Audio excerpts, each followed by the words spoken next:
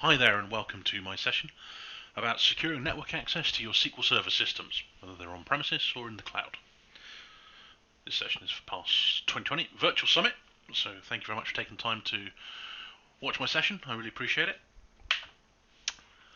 Before we dive into any of the content, what have you, be a great idea to go and check out all of the other offerings that PASS has for members. So there's PASS Pro membership, there's various local groups, virtual groups, that type of thing, SQL Saturday events, and the PASS marathons.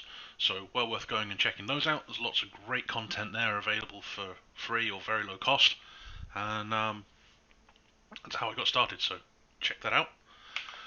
One thing that's also very important is please provide feedback. There's a link for session evaluation. If you like what I presented, let me know why. Let me know what I did well so I can keep doing it. If there's things you think I need to improve on, please let me know and give me some constructive feedback. Thank you very much. And obviously, if you get that all done by 5 p.m. Eastern on November the 20th, you'll be entered into various prize draws and things like that. So, a bit of an incentive there. Thank you very much. So, who am I? My name is John Martin. My pronouns are he and him. I'm principal consultant for JQM Consulting, and I've been working in and around the data platform industry for 15-ish years or more. I lose track these days. My LinkedIn and Twitter handles are there as well. I'll put my contact details up again at the end, and if you want to get in touch with me about anything you've seen me present here or anything like that, please get in touch. I'm also a data platform MVP and a chartered IT professional with the BCS here in the UK. So, what are we going to be talking about? Network configuration for SQL Server. Now, in my experience, the two key things that people tend to do when it comes to securing their SQL servers on the networks are not using the default ports for SQL Server. So, obviously by default, we're talking 1433. It's a common port, nice and easy to define, nice and easy to find, nice and easy to check, understand that, yeah, if we see traffic on that, we know we've got SQL Server. All well and good. We know what to open firewalls, yada yada yada. But in order to secure things, people tend to change that port. They'll switch it from 1433 to some random high port number. Now, yeah, that can have some impact. The other option is they also tick the boxes around hiding SQL Server instances. So these are two things which are actually called out on the CIS, the Center for Internet Security benchmark for SQL Server, as things that should be done as a matter of course when you deploy SQL Server into an environment. But where do I stand on this one? Well, it's a big it depends. And you can tell that I started my career as a DBA from that very statement there around it depending. Now, the reason I say this is that both of these settings, taken in isolation or even taken together, are essentially security by obscurity. And security by obscurity is no security at all in reality. Okay? It is trivial for attackers to identify our SQL Server workloads where they are in the network via a number of other means. Okay? They don't necessarily have to know about which port you're running on or the fact that the SQL Server instance is running on your network. When you think about the fact if we're running entirely virtualized platforms, if someone's compromised the vCenter or Virtual Machine Manager with System Center, then they instantly have a view of your entire network. They can identify what's running where very quickly and easy. You think about your naming conventions, for example. Have a good think. What are your servers called? What are your database servers called? Are they easy to identify? Is there a common pattern and naming convention in use which essentially nullifies the hiding of the instance because you may as well just stuck a big sign up in your network, big neon sign saying SQL servers are over here. Okay, so I mean, places I've worked in and customers I've worked with in the past have had things like SQL 01, DB 01, so on and so forth, that denote database servers, denote SQL servers within their environments. Again, it's very easy by anyone's standards just to enumerate Active Directory and pull down all of the machine accounts. Things like that. Okay? So, when we start thinking about these two items, doing them in isolation and doing them or even together, like I say, when you deploy your SQL Server environments, doesn't mean you're going to end up with a more secure environment. Okay? When they're used in conjunction with a number of other elements, like obscuring your your naming conventions and things like that, having something that's more generic. Server 01. Well, it could be an app server, it could be a database server, it could be an infrastructure server. It's not easy to tell. Okay? Doing things like that and then building this on top of it is additive. That is what gives us that sort of layers and depth of security. Doing them on their own, not going to really help. Okay? And again, one of the things when it comes around to using non-default ports for SQL Server, if you take 1, 2, 3, 4 ports or whatever, and then you use them across your entire estate, all you've done is you've substituted 1433 for your own custom port. Okay, if you're going to go down the route of non-default ports for SQL Server, you really want to be thinking about unique ports for every single instance in your environment. Okay, otherwise you're just substituting one port for another, and again, attackers on your network, that type of thing, find it very trivial to then just work back from there. Okay, so 2 things that are recommended. Yes, do them, but think about everything else that needs to sit around them to make them become more effective. So I'll just beat down on 2 of the things that are recommended in CI's benchmarks. So if I don't think they're so great, what do I think is great? Okay, well, at the most sort of fundamental core level, we want to be talking about network segmentation. Okay, we want to be talking about how we're permitting access from devices within our network to our database servers. We want to start thinking long and hard about, okay, what do I want to let into this network? Okay, what do I want to let near my database servers? I want to be explicit. I want to say this is what can access them. Okay, and then there's network traffic encryption as well. Okay, if it has got to leave the box, encrypt it. That makes life a lot more difficult for everyone again. So we need to think about how we're going to achieve these things. Okay, these are 2 core concepts which in and themselves sound relatively simple, sound relatively trivial, but as with anything in the IT infrastructure space, we need a bit more thought, we need to understand them. But before we even get down to doing that, we need to have a long, hard think about making sure we're in the right headspace to be able to do it properly. Okay. Now, by that, what do I mean? Okay. Well, first and foremost, it's a case of when, not if, you get breached. Okay. Now, as you progress through your career and the number of breaches that are taking place in the world, whether they're through nefarious means, whether they're accidental, things like that, it's very, very common. Okay. It is really not a case of if. It's a case of when you're going to get breached. Okay? And you want to be hoping it's on the smaller side of things. But simply by adopting that sort of mindset of when, not if, it means that in the event of it happening to you in this job, or the next job, or the job after that, you're prepared. Okay? Whenever it comes down the line, you've accepted it's going to happen, and it's less of a shock, which means you can then respond to it better. Okay? Start getting yourself into a place where you're thinking, okay, well, what am I going to do? How do we going to respond to this? Have a plan. Okay? How are you going to identify potential issues? How are you going to track back from that identification to when they intruded into your network? How long have they been there? That type of thing. How are you going to get back to a known good, safe and secure implementation? Okay? These are all things that we need to be thinking about, we need to be planning for. So, I mean, the attackers can get on your network and sit there for weeks, they can sit there for months.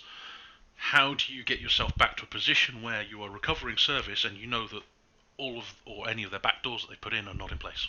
Okay, how do you secure these platforms? That then gets us into the sort of right mindset to think, okay, well, leading on from that, I'm prepared, it's going to happen, I've got a plan for when it does happen.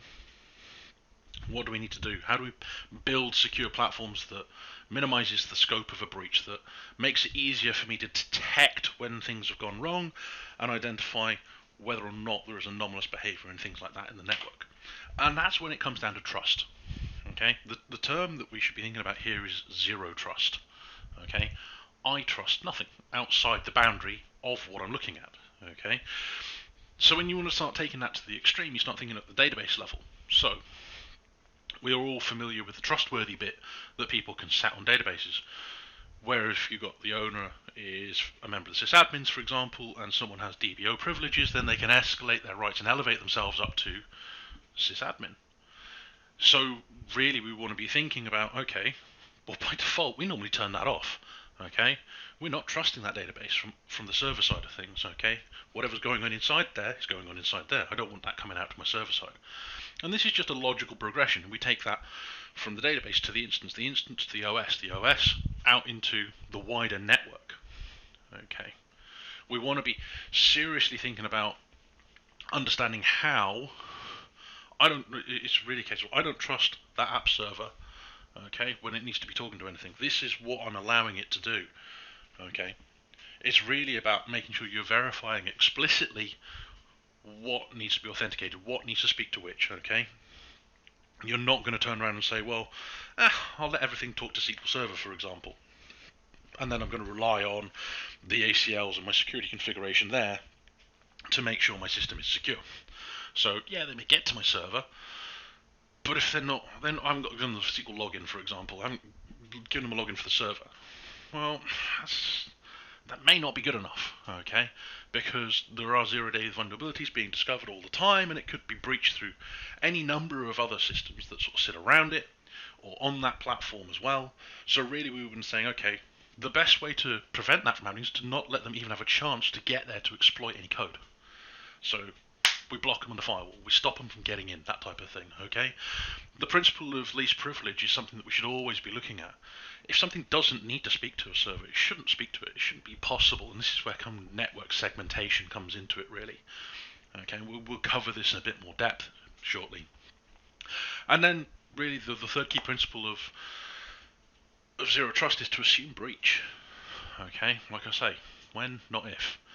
Okay, you always want to be thinking about, well, if there's a breach, what's going on? How's this system going to be coped with? How are we going to be compartmentalizing everything? How are we minimizing the scope? And essentially, when I've got to speak to the regulator and tell them we've had a breach and this is what was compromised, how do I do that effectively and give them a clear scope and say this is all that was compromised? Not my entire, well, I don't know what it was, so my entire network's in scope and therefore all of the data we're handling. In regulated industries, that can be cataclysmic and career-ending, mainly because the business goes out of business, and that's not great. Okay, so start thinking about zero trust. There's a link there on the slide for Microsoft's resources around zero trust. A really good read, well worth getting into. Like I say, once you've got this headspace set up and you understand, okay, well, this is what we're going to be doing, then we can start looking at building more secure platforms. Okay, so we'll start with network segmentation. Now we think about the common sort of network environments in which we work. We've got our database systems, we've got end-user compute devices, laptops, desktops, printers, stuff that's out on the office floor. We've got our application servers, web servers, that type of thing. And really, when you start thinking, yeah, they're all on the network. They're on the same network. But is it really the same network? The reality is we should be looking to segment the network in such a way using IP addresses that the database servers are in a distinct network segment from the application servers, and then both, again, distinct network segments from our end-user compute devices. Okay, so yeah, I mean, you could just have a big Class A address of 10.0.0.0 with everything in there. You've got plenty of IP addresses for all your devices, but the reality is by doing that, you lose a lot of the control that you can put into your network environment to prevent things from talking to one another. Okay, especially when you start thinking, okay, well, we've got the large number of VPN users and people outside of the traditional network segments coming in through VPN or whatever. Now we've got more and more people working from home all the time.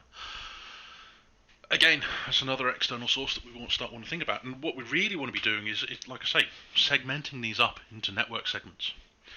Okay, so this is just using a very rudimentary sort of addressing scheme to illustrate the point. But essentially what we're looking at here is the network segment is there in 192.168.0. Our end-user compute devices are in 192.168.1. App servers, 192.168.2, and our VPN users come in on 192.168.3. Those network pools of addresses. So each one, a couple of hundred IP addresses in there. What this means is we can start leveraging infrastructure firewalls to manage traffic between these network segments. Okay, we're not managing between devices. Okay, at this point in time, we're starting to think about app servers speaking to database servers. By having these network segments in place, what it means is, if we're routing them, we've got firewalls in play, we can send the traffic through the firewall, and we can essentially then turn around and say that items in one network segment can speak to another or not, as the case may be. We can adopt a sort of default deny position, and then say unless it's in this rule set. Okay. Now, when we start thinking about the realities of this, we've probably got more than a couple of hundred servers in our environment in any given network pool that we want to be looking at. So we're going to start thinking about using a supernet. Okay, this is just a larger network segment, which we then break down into smaller networks. So we'd have for example, a network segment for database systems, and then we would segment that slightly further and potentially segment it by data classification that the servers are hosting. We may segment it by environment they're hosting, so development and test and production. We don't want them to necessarily be able to speak to one another, because we want to be thinking about that segmentation and that segregation of duties. We start thinking about, okay, we don't want the dev servers to be sending things straight up to production, so on and so forth. We don't want people pulling information straight out of production from a data perspective to do stuff in dev, that sort of thing, okay? And because we're using those network segments, and because they're different IP address subnets, what that means is we can route all that traffic through the firewall, and firewall can then start handling a lot of those ACLs for us and saying yay or nay, okay? So essentially we can come around and say do this. Now, when it comes to the firewalls, one of the things that it gives us is the ability to actually say these source IP addresses can speak to these destination IP addresses. So for example, we'll look at the slide here, the two application servers over there on the right hand side of the slide can speak to that database server over on the left hand side, okay?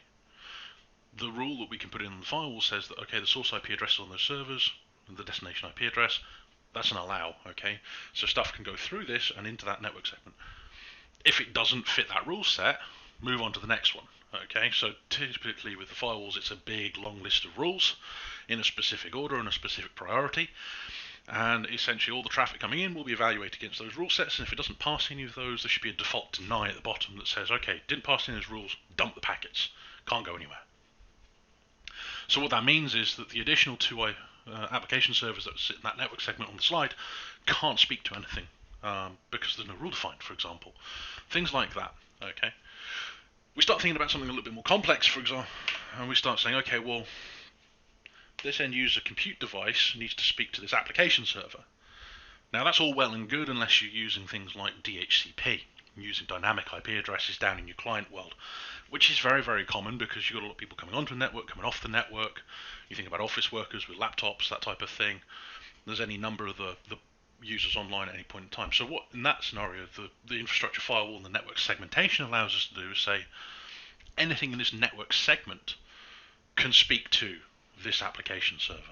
Okay, it's not fantastic, but it's starting to restrict things down. So this set of end user devices can talk to that app server, at which point that application server can talk to these two database servers. And now we're starting to say, okay, well, the end users are querying through the application, and the application's getting databases. Therefore, we're not actually having to grant that end user any access to the databases, because it's all proxying through application servers using pass-through authentication, or it's using the identity application pools, things like that. Okay, so we're in a much, much stronger position when it comes to saying what traffic can and cannot pass through things. So that's network segmentation at a very high level. Okay, break it down, use infrastructure firewalls, and that way we're in a much stronger position. But what this doesn't give us is protection against traffic traversing within that network segment, because it doesn't need to go out to a router, it doesn't need to go out through the firewall, okay, because they're all in the same network segment, and the way networking is typically configured is that they'll speak to one another quite happily on that network segment. But that's not great, okay? Now we start thinking about how we manage our infrastructure. I've got So if you use something like secure access workstations, for example, we start thinking about how we have got multiple database servers that we need to manage as an administrator, that type of thing. Okay, so I've got a secure access workstation that's got access to all my target database servers. Okay. Now, ideally, we'll be using remote tools like the PowerShell DBA Tools module. We're using Management Studio, Azure Data Studio, that type of thing, to connect from that management workstation to the servers. I'm not going to be remoting onto that server, firing up Management Studio, and then trying to connect to any other number of servers on that network segment. Okay, everything should be going through that secure access workstation. So what we need to sort of configure here is, okay, well, how do I prevent these servers from talking to one another unless they're supposed to be talking to one another? Okay, and this is where micro-segmentation comes in. This is where we move that trust boundary down a level. We make it more granular. And this is where we start looking at, okay, on a per server sort of scenario. So what we're looking to do here essentially is say, okay, well, this is our new little box. Unless these servers are part of, for example, an availability group configuration where we need to be sending data to one another, or replication, or things like that, okay, they should not be talking to one another. That traffic should not be traversing that segment, and if we do try to get there, it should be getting dropped. Okay. Micro-segmentation is the next step down. Now, ordinarily, not something you'd typically do with an infrastructure firewall. There are a number of other technologies out there, and we'll discuss those in a minute. But before we get there, we need to think about what are the key objectives. First and foremost is the prevention of lateral movement. And lateral movement is where someone managed to get into a network segment and then move between machines within that segment. So for example, if you've got a set of web servers that are hosting a publicly accessible website, if one of those machines becomes compromised through whatever mechanism, you want to be able to prevent the attacker from getting into that box and then moving sideways into another system. Okay, because a lot of the attackers will use a lot of our administrative profiles and processes against us. Okay, so by preventing that sort of lateral movement within the network segment, it makes it a lot more difficult for them. Whereas if we've got the things like WinRM turned on, it can be used to just basically go in, right, compromise one box, go to the next one, next one, next one. Yes, we can still have WinRM turned on with micro-segmentation in place, but again, we're limiting which boxes it can talk to. So we're saying nothing within this network segment can talk to each other on Windows RM, but my administrative workstation can talk to these servers. Okay, and this is where we turn around and we start not trusting the environment. I don't trust anything unless I've got explicitly a contract in place, firewall rules or whatever, that permit that in. Which then takes us on to thinking about workload groups. Okay, start taking a more systems-based approach. We start thinking about, okay, I've got 5 app servers, they need to speak to these 3 database servers. Do all 5 need to speak to all 3, or is it broken down? Okay, well, these 2 application servers speak to that database server, these ones speak to that one, and so on and so forth, okay? And then we start getting a bit more granular about it, break that down. Start thinking about, are we using availability groups? Are we using load balancers? Are we using DNS aliases? How's everything set up? Because that's going to be important for us to understand when it comes to how we set up and what we're listening on IP addresses for. So again, you start thinking about networking traffic. Do you basically prevent SQL Server listening on all IP addresses and only listening on the specifically assigned IP addresses of the server? So thinking about loopback and stuff like that. Also, when you've got traffic coming in, if you've got multiple IP addresses, so with an availability group listener, do you tie them down and say, actually, we're only going to let them come in and talk on the network, on the listener for IP addresses, or are we going to start looking at saying, okay, well, all of the SQL Server IP addresses are associated with the server, or the availability group listener, and so on and so forth. We start putting a lot more thought into, okay, how is this decomposed? What are we looking at? Okay. So how do we achieve this? Well, the most fundamental way we can do this is with an operating system level firewall, whether it's IP tables in Linux, whether it's Windows firewall, which has had a bad press in the past. It's not historically been the easiest thing to manage at scale, not by a long way, but with the PowerShell commandlets that are available to us now, with things like PowerShell DSC as well, these technologies, it becomes a lot more feasible for us to manage a larger estate of firewall. Yes, we could have done things with things like group policy in the past, but that's more of a sort of sledgehammer to crack a nut sort of approach, because you can't get that fine level granularity unless you start getting very complex GPOs. Make sure your Active Directory structures in such a place that you can apply them effectively, or you've got various group filtering and things like that in place. It becomes a lot more complex. So now with, say, the PowerShell capabilities, it becomes a lot more feasible. Alternatively, there are third-party solutions out there. Now, things like VMware's NSX, if your environment is entirely virtualized, NSX can really have some big positives for you in the way that you carve up your network and allow those virtual machines to speak to one another. Okay, if you're using physical and virtual type mix, but it's all Windows, then things like Illumio essentially provide a way of managing those endpoints more effectively. But there's a whole raft of other solutions out there from all the big networking providers. You're going to see like Cisco, Palo Alto, Checkpoint, all that sort of stuff have got various options in and around the market as well to help with micro-segmentation. So there is a technology choice that we can make there. Okay, so the first demo that we're going to have a quick look at today is about how to manage Windows Firewall with the PowerShell commandlets and also with PowerShell DSC. So let's have a quick look at this. So here we are with the first demo. If we just open up ISE, we're going to do this demo in two parts. First half, we're going to quickly look at the built-in firewall commandlets that come with Windows to allow us to manage firewall rules on a remote system, and then we'll have a quick look at PowerShell desired state configuration, just to give you some idea of the art of the possible when it comes to managing things at scale with configurations. Now, the firewall rule and firewall profile commandlets, in fact all the commandlets that ship with Windows, are able to interact with remote systems using the SIM session. So what I'm going to do here is I'm going to target my SQL 01 server, and if we start by having a quick look at the profiles at present, we've got the three default profiles: domain, private, public. Now, I would strongly recommend that all three of these are enabled, and that I'm making an assumption here that you're working in a corporate environment where you've got domain network traffic, where if you're not using the private or the public network types, have them enabled but have default denies in place. And what that means is if someone adds a network interface card and puts it onto the wrong virtual network, for example in a VMware or Hyper-V environment, what that means is that you're not likely to get traffic coming in on that, which again gives us that layer of security that we're after. Likewise, if someone plugs a cable into the wrong interface card from the wrong network segment when they're in a data center and physical environment, again, you're protected. And it's just about having that, well, what if sort of scenario. Well, what can go wrong? Well, people make mistakes, plug things in the wrong places, been there, done it, it's how I've learned. So this is just an added layer of protection. Make sure they're all on, make sure your default denies on the ones you're not using, and that way you don't have to think about it. It makes life a little bit easier. Now, if we also look at the rules that ship with Windows out of the box, we'll see here that, yep, there's loads of them there. So we can see there's a huge number of them, covering a whole raft of different areas. So we want to create our own.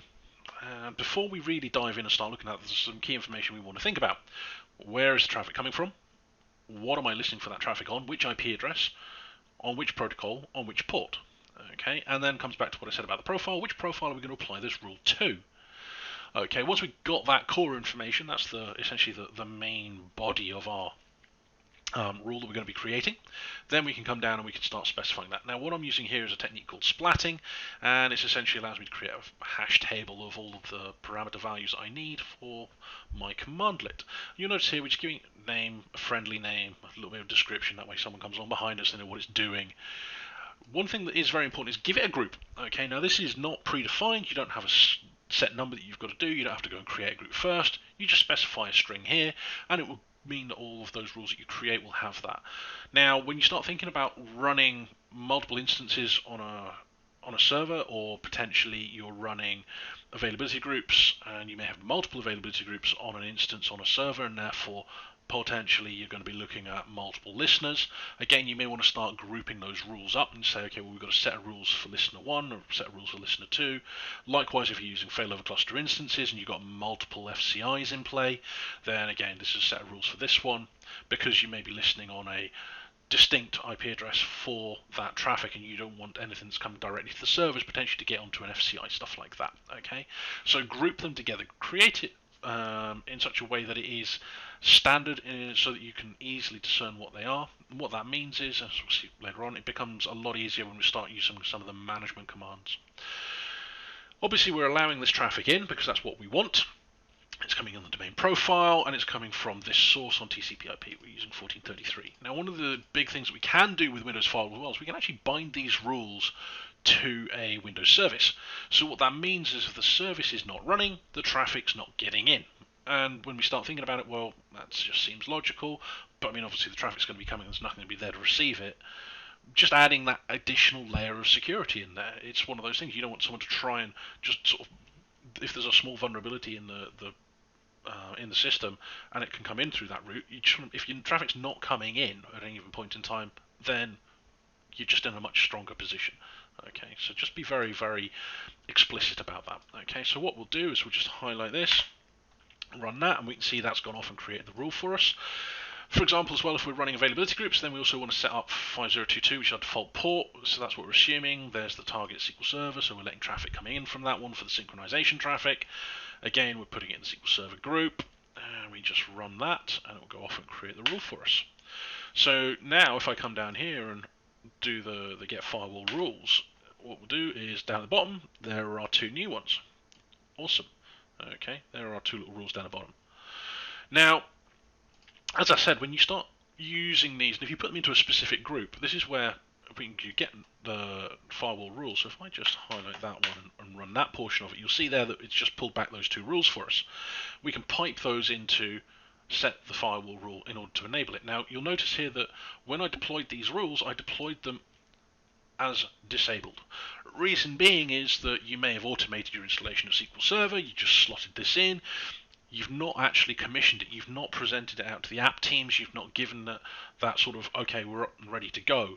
So again, if you're not using it, don't turn it on. Same principle really, okay? It becomes very easy for us to, okay, well now we're commissioning, this is a step, I can do this because they're all grouped together. I may have 5, 10, potentially even 15 rules depending on the complexity of your environment.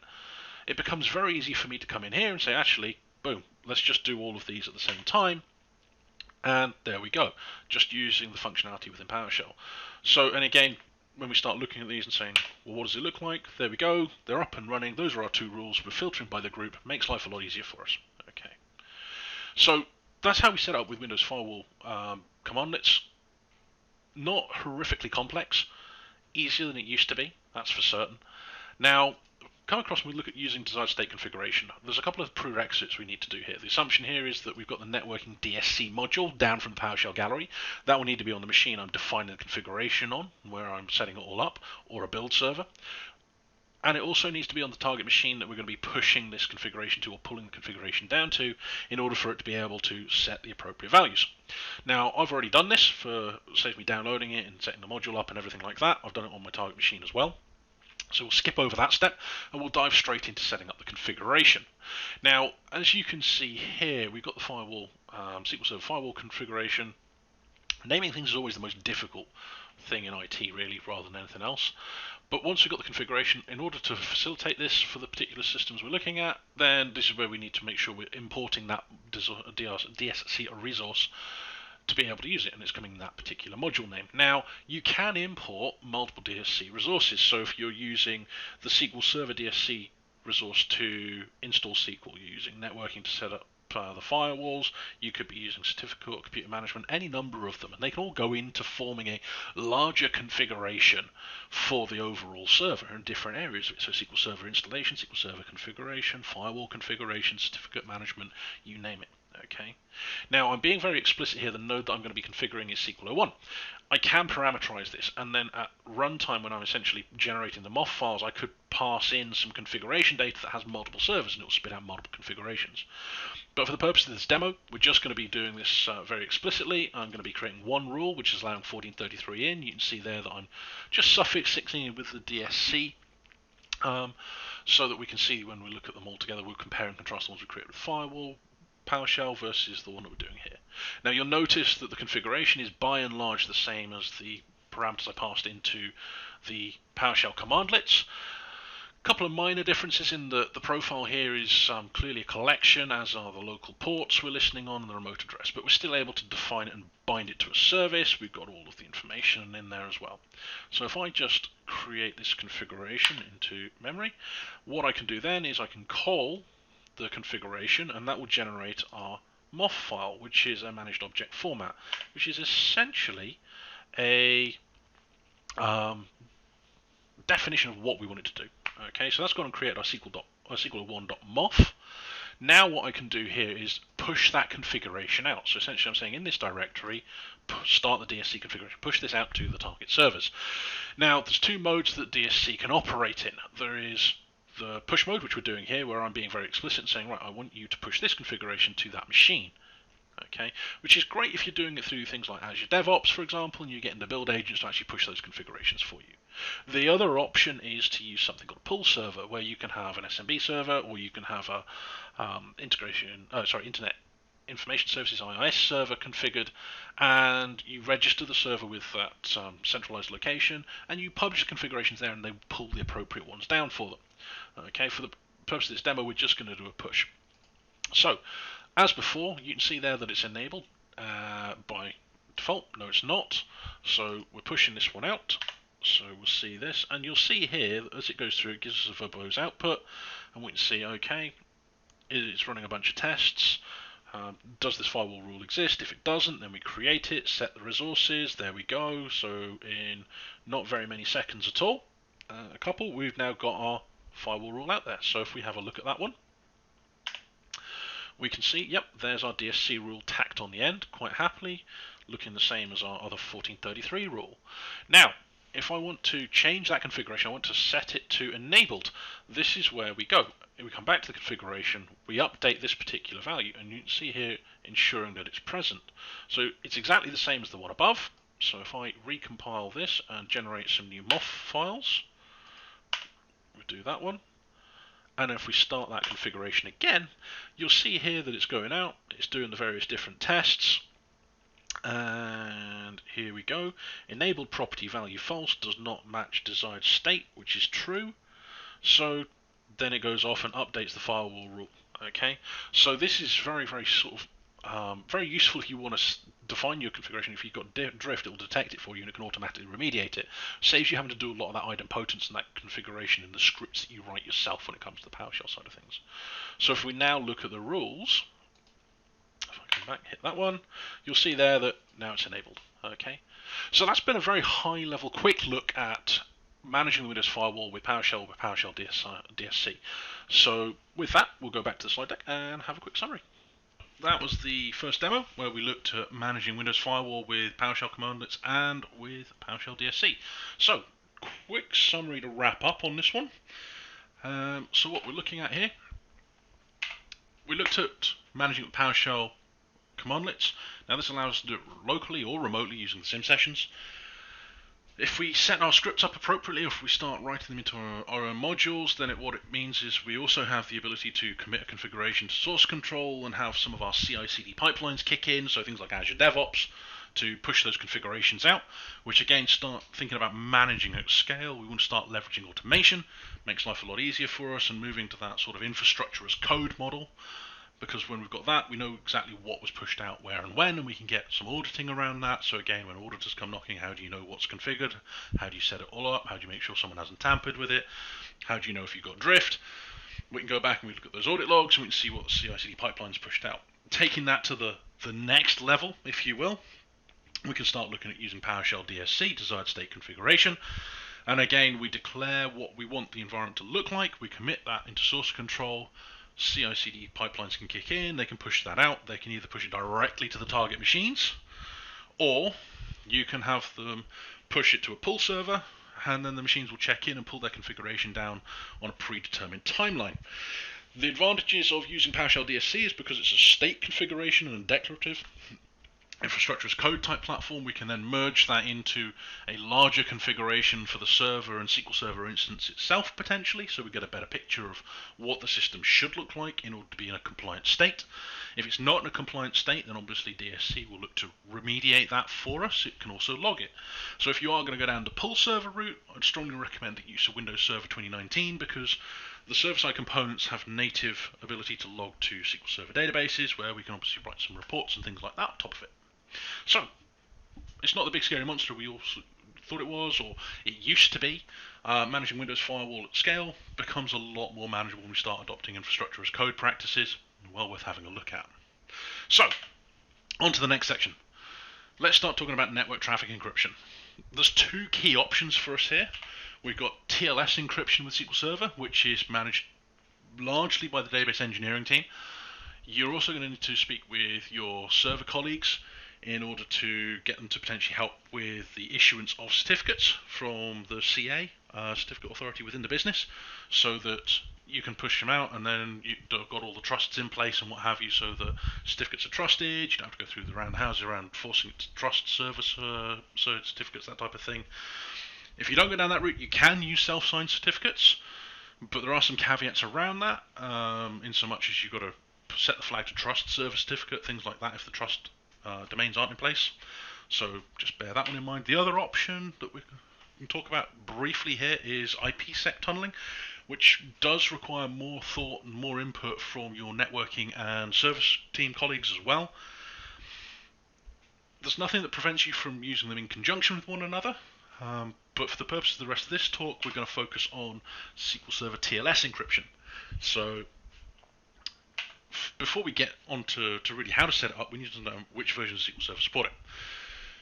So, 2016 and above, RTM, yeah, you're all there for TLS 1.2 support. You can use earlier versions of TLS, 1.0, 1.1. I would strongly advise you not to. Okay, basically they are incredibly weak compared to 1.2, and with not too much compute power, it's possible to break through those. So really not worth looking at. TLS 1.2 is where you want to be at. However, because of the nature of many of the environments that businesses run, there is probably a lot of legacy out there. So really you want to make sure that you're dealing with earlier versions of TLS on a case-by-case basis. Okay, typically it's where you've got to communicate with an older version of something, whether it's an older version of an application on OS, or whether it's an older version of SQL Server that's not been patched and maintained effectively, so you could end up with a legacy scenario. Now this table briefly looks at the support level, well, the levels of SQL Server you need in order to be able to support TLS 1.2. So you can, in theory, use it with 2008 and above. If you've still got that in your environment and you haven't managed to get off of it yet, even though it's unsupported, it is still possible, so long as you're applying the appropriate levels of service pack and cumulative update and then TLS update package as well. 2012, SP2, SP3, so the way this slide's set out, the two values in the service pack column are corresponding to the ones in the cumulative update, so service pack 2, cumulative update 10, or SP3, cumulative update 3 for SQL 2012. And 2014 is RTM CU12 or SP1 CU5 and above. The reason we've got that is obviously because of the way that the multiple service packs and cumulative update packages work.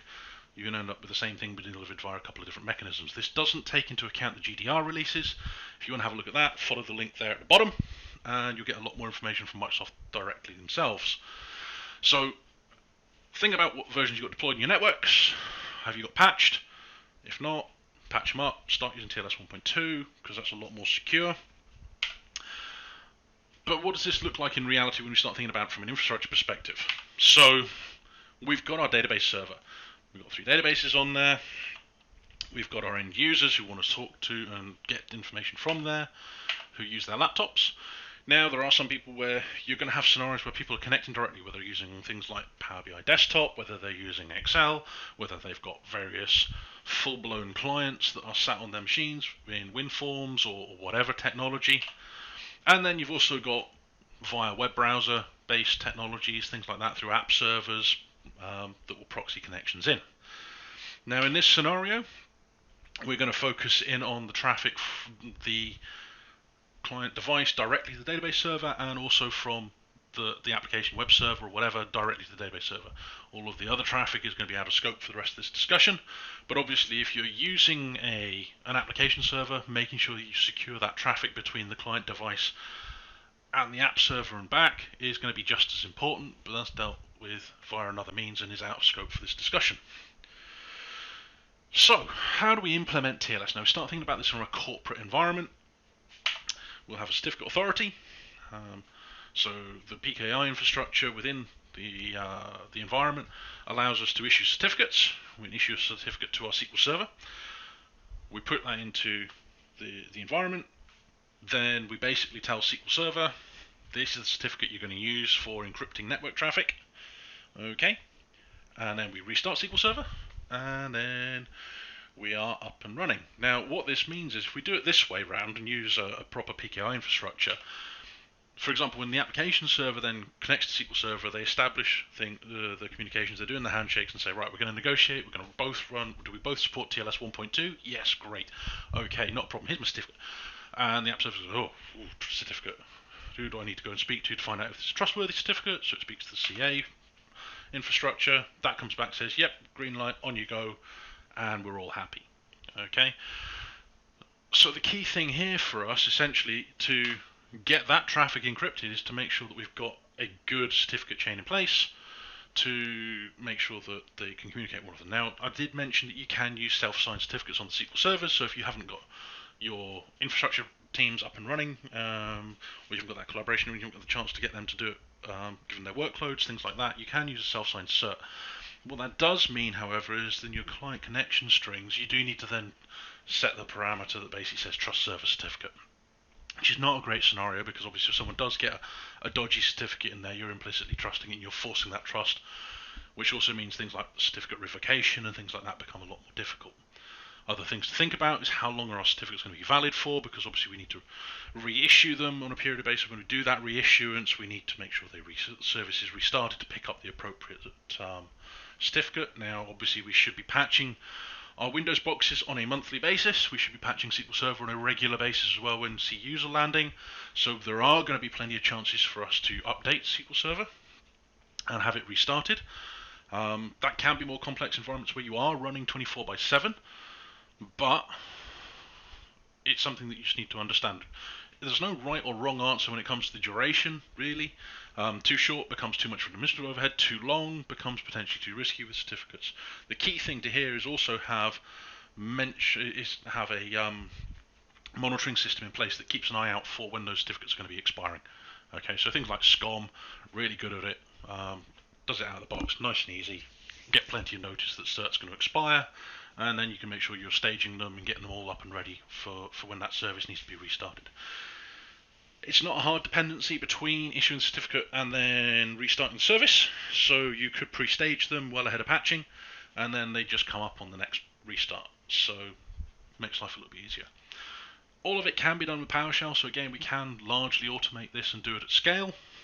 But the one thing we want to try and avoid potentially is having to reissue and redo all of our SQL Server certificates at the same time, because if you've got 600-700 machines or more, it becomes a bit of a pain. And obviously if something does go wrong, you're potentially knocking everything out at once. So again, start thinking about how you stage that and stagger it through the course of a sort of duration. So that's a very high level look at the TLS side of things. Essentially what it is connection level encryption between the instance and the sort of client device or the server that's making that call. What we're going to do now, we're going to have a quick look at how to configure SQL Server with TLS using certificates. So let's jump into the demo. So here we are with demo 2. We dive into ISE, and again we're going to use SQL 01. So what I'm going to do here is I'm just going to remote onto that machine, and for the purpose of this demo we're going to create a self-signed certificate. I know I said don't do it, don't for production, but for brevity we're going to crack on and do this here just to illustrate a point. Now the DNS name, this needs to contain the NetBIOS name and the FQDN, essentially the mechanisms by which we're going to connect to the target servers for the instance. So if you're using availability groups, then you need the FQDN and NetBIOS names of the listeners. If you're using failover cluster instances, you need the FQDN and NetBIOS names of the virtual network name for the FCI as well, because that way when we're coming in on those, that's what the certificate exchange systems say. Okay, well, yep, I recognize this certificate is basically saying this is a valid server that we're connecting to. Okay, it's going to drop it into our local certificate store on the machine, and then what we're going to do in order to actually use the DBA tools functionality, we need to get the thumbprint of the certificate we just created. Okay, so if we grab this one here, okay, and we pop it in here, I just need to exit the session and come back to my local machine context. Now what I'm going to do here is use set DBA network certificate to basically tell the SQL Server instance on SQL01 to use the certificate with this thumbprint for our TLS encryption. So ordinarily this would be what we're logging into the machine and doing with the configuration manager when we start looking at the protocol security. This is where we go in and from that drop down you pick the certificate and what have you. So this is doing all this with PowerShell. So what this means is that it's very quick and easy for us to automate the delivery of certificates, but then also set them on the SQL Server services. In order for that to take effect, I need to restart the services. So again, we're just going to say, let's go and restart the engine and the agent for us, which is nice over on SQL01. So again, DBA tools to the rescue, and we're up and running. So now what I'll do is I'll just connect, and I'll run this little one here and basically says, is my connection encrypted or not? Now if I do this, you'll see that it is not. The reason being is because we're not forcing encryption on connectivity, I've basically said connect and don't encrypt my traffic. So where you've got that sort of legacy environment that you're interacting with, this may be an option that you need to look at doing. So if it will negotiate up and say, okay, well I want to encrypt from a client side, I can say go and do it. We got an error. Why? Remember what I said about using self-signed certificates? Because the trust chain's not in place, I need to explicitly say trust the server certificate. Okay, so we run the same one again, and now we're up and encrypted. Now, as I said, if we're running a nice, clean environment, brand new kit, brand new app servers, brand new SQL servers, things like that, we're in a position where we can actually look to force and mandate TLS 1.2 and the encryption. So what we do is, again, we go off and we use DBA tools, enable DBA force network encryption. Okay, so again, this is what we would ordinarily log into the box do, fire up the configuration manager and say, actually I'm going to go and tick that, well, use that drop down, I'm going to say yes, I want to force encryption for everything that's coming in on this one. Okay, and again with the configuration option that we're looking to make here, it's just taking a couple of moments, so we'll just wait for that one to wake up, and then in order, again, there we go, what we need to do is restart the services again, make sure that's going to take, so this is obviously going to take a bit of downtime, so it's not something we do in the middle of the day necessarily, but one of the things we do, we push this all out, do all the configuration with PowerShell, service has been restarted, so if I come down and then run this again, you can see without forcing the, or setting the encryption flags here on my connection, I'm automatically being encrypted. Okay, so we're in a much more secure scenario for where we need to be. So that was just a very, very quick look at how simple it can be to enable TLS encryption for our SQL Server instances. Obviously, there's a little bit of pre-work that you need to do in there and work and collaborate with some of your colleagues, but let's have a quick summary and we'll move on from there. So that was our demo looking at how to enable TLS with SQL Server. So let's have a quick summary of that demo. What did we look at? So key things there. We can use on a CA, just means that you've got that trust boundary and that trust relationship. It also means that you're going to handle revocations a lot easier for your certificates. And then also think about that rotation process. As we saw there, DBA tools, PowerShell module gives us a very quick and easy way to basically set which certificates should be used, and then also to restart services depending on what we're doing. So again, we can look at automating that at scale, but do you really want to be rotating 500 certificates at the same time? And if you've got something that goes a little bit wrong, are you taking 500 systems out and then having to troubleshoot and fix those problems as well? One thing that to bear in mind as well is understand where and when you can force encrypted traffic. So if you're building brand new infrastructure, brand new app servers, brand new database servers and systems like that, enforce network level encryption with SQL Server, okay? Don't give people the chance to slide backwards to doing unencrypted traffic, okay? If you've got the opportunity, take it whilst you can, because going from an unencrypted to encrypted traffic can be more problematic. Okay, it is easier to go the other way, so if you do end up needing to set an exception and you can roll it back, than it is to say, right, well I know this is the way you've all been operating, but now I want to do it this way. If you set that precedent from the outset, it makes life a lot easier when you're deploying your new infrastructure. So that's been looking at our on-premises environments. Let's have a quick discussion around what happens when we get to the cloud. Well, fundamentally, all the principles are the same. Okay. If anything, more important, because when you start thinking about networking in Microsoft Azure, for example, you're defining VNets. It's all software defined. We define that VNet. We're defining essentially a supernet. We're then setting up and configuring the subnets. So it's very important for us to understand our addressing schemes and things like that. It's also then very important for us to understand how we're going to configure things. So typically in Azure, you're looking at using things like hub and spoke architecture, so you can plug bits in and dispose of them very quickly, because you really want to be setting up as service-based delivery. You want to be saying, okay, well, everything sits in a resource group, and then when I'm finished with it, I can throw that whole thing away. So you're building and burning infrastructure very rapidly in the cloud environment. So it becomes very important to understand how you're going to lay those things out. There are a wealth of capabilities and features within Microsoft Azure, just because of the nature of it being software defined. So you know, think about using network security groups, which is what the NSG stands for there. In the case of NSGs, these are essentially like firewalls. You're defining sets of rules for traffic that is and is not allowed into either a network segment, or you can actually apply them to individual virtual machines. General recommendation, put them at the subnet level. It makes things a little bit more manageable when you start thinking about how we're laying out our environments. You're going to be segmenting your app servers from your web servers, from your database servers. You want to make sure that you're talking about setting things what can go in there. Not only does it do that sort of infrastructure firewall element to what can and cannot get onto a subnet, you can actually start putting that down, and the permissions you set in the NSGs will actually also help enforce micro-segmentation as well. Where the NSG differs from the firewall component within a VNet is because the NSG is really about stuff that's traversing within the context of that virtual network, and it's all in the private network spaces. If you want to allow public access in through a secured endpoint, that's where the VNet firewall comes in. There are options also to look at building into that some of your more infrastructure-focused appliances, for example, so things like Palo Altos, Barracudas, stuff like that. There are various virtual appliances which you can plug in, which will provide some potentially additional capabilities that will sit around that. But, I mean, that's if you're running IaaS or if you're running any form of VNet, putting all that in place is going to be important, understanding how that hangs together. There are a number of platform as a service, so PaaS services, which have the ability to use what's referred to essentially as service endpoints, which will have a presentation into a VNet as well, so traffic doesn't leave that, doesn't go out through the public IP address space, even though that technically stays within the Azure networks. And then for things like Azure SQL Database, if you're going to consume it as a PaaS service, have got the ability to use things like Private Link, which will go from web apps to the databases and bypass things like the VNet and so on and so forth, but it becomes a lot more secure.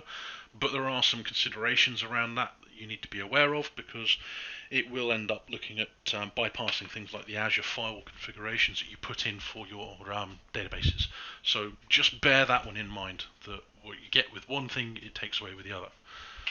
So as I said, you want to really start planning your IP subnet layout, because the architecture is slightly different. When we build a data center in our physical environments, that type of thing, what we're building and putting together, they hang around for a long time. Cloud environment, not necessarily the same, and also it can scale very, very large as you need it. And then make sure you're using the right features, okay? Will the stuff that's built into VNets work for you? Do you need the third-party appliances? Do you want to use Private Link? All of these things. Make sure you're using the appropriate one. Understand the pros, understand the cons that go with it, okay? There are very many different ways to achieve exactly the same end result, but some will have more complexity to them, some won't scale as much, okay? So just think about it. It's something that is very achievable in the cloud to do micro-segmentation. By default, obviously, we've got the ability to say with Azure SQL Database we're encrypting that network traffic that hits those endpoints. We can do that with IaaS as well, with the issuance of certificates. So we've got a lot that we can do there as well. So going from on-premises and building either hybrid scenarios or building cloud-first scenarios with IaaS becomes very, very viable, and we can still achieve the same network segmentation principles, and then we can layer on those other controls as well. So let's wrap it up here with a high-level summary. key thing to understand here, security is all about layers, okay? You've got to think about each layer complementing one another. A lot of people use the analogy security is like an onion. I don't like that analogy. Okay, when you think about how an onion is composed, typically those layers in an onion are complete. When it comes to real world and security, those layers are not complete. They're more like Swiss cheese. Okay? And really what we want to be doing is we've got our sandwich that we're going to make, we've got our piece of bread, then we put a piece of Swiss cheese on it, and it's like, can I see the bottom piece of bread? Yes, because this layer has holes in it. Okay, well, I want another piece of cheese. Okay, I'll rotate it through 90 degrees and I'll put that on. Can I still see the bread? Well, yeah, we've got this little bit over here. So those two layers together don't give me all of that security. So that's when you say, okay, well, I'll put another piece on. Yes, we've got 3 pieces of cheese. Can't see the bread. We've got 3 layers of security.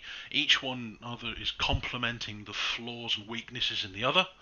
Okay, because let's really be honest here, nothing is 100% secure unless you start using them in combination with each other. Okay, but build those layers up and build a decent depth. Be very explicit about what can be done, what cannot be done. Okay, don't go in and start applying things and saying, oh well, if it doesn't meet any of this, I just let it in anyway. Okay, be very explicit. This system can talk to this system on this protocol. Okay, on this port number. And as we sort of had a quick look at there in the firewall demo at the beginning as well, you can actually link some of those down and say, if this service is not running, do not let anything in. Okay? The more explicit you can be, yes, it becomes a little bit more complex, but with that complexity it becomes a little bit more secure because you're cutting off and saying, well, there's some potential loopholes and gaps that we may leave if we're not explicit in those scenarios. Because if it doesn't meet this exact criteria, don't let it in. Okay? Don't do anything. So that's the key things there. So thank you very much for taking time to listen to me here, speaking about this topic. We've got Q&A, we'll talk about that in a moment. Yeah, thank you so much. There's my name, there's my contact details. Please feel free to drop me an email, reach out to me on Twitter, connect me on LinkedIn if you've got any queries, questions, something you've seen this and then you think about it a couple of weeks later. What did he say? Get in touch. So with that, thank you very much, and now for the Q&A.